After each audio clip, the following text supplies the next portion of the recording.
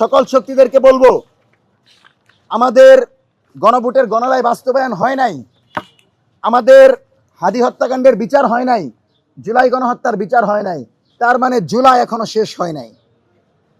জুলাই চলছে, জুলাই চলবে। এবং জুলাই জনতার বিপরীতে গিয়ে আপনারা যদি কোনো রাষ্ট্র ব্যবস্থা কায়েম করতে চান যেখানে এক দলের রাষ্ট্র হবে, তাহলে জনগণকে প্রতিরোধ করতে হবে।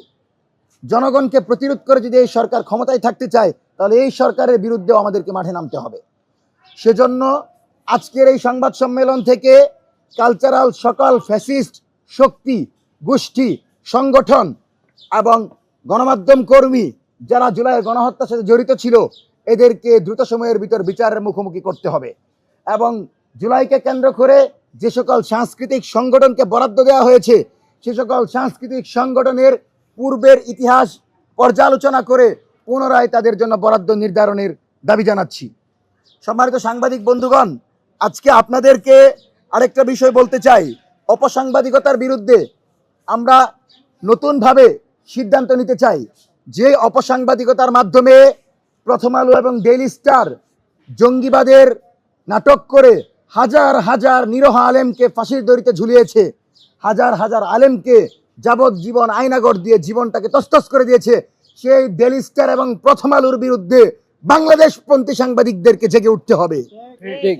বসুন্ধরা গ্রুপের বাবুগিরি, দাদাগিরি চলবে না। বাংলাদেশের জনগণ যেখানে যেই সংবাদ প্রচারের কথা চাইবে সেই সংবাদই প্রচার হবে।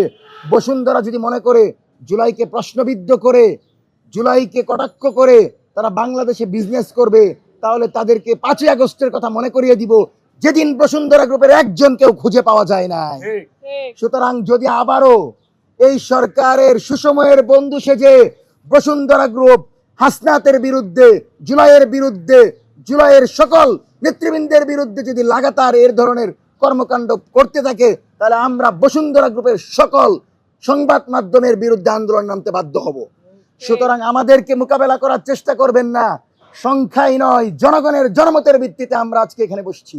এবং এই সরকার জুলাইয়ের সরকার, এই সরকার বিপদে পড়লে আমরা সবার আগে মাঠে নামবো।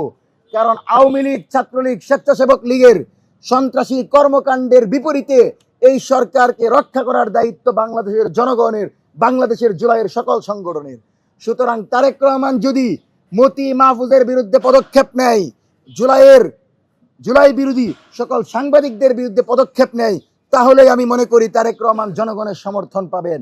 নচেত এই সরকার জনগণের সমর্থন থেকে বিচ্ছিন্ন হবে এবং যে কোনো মূল্যে আওয়ামী লীগ আবারও বাংলাদেশের রাজনীতি সক্রিয় হবে।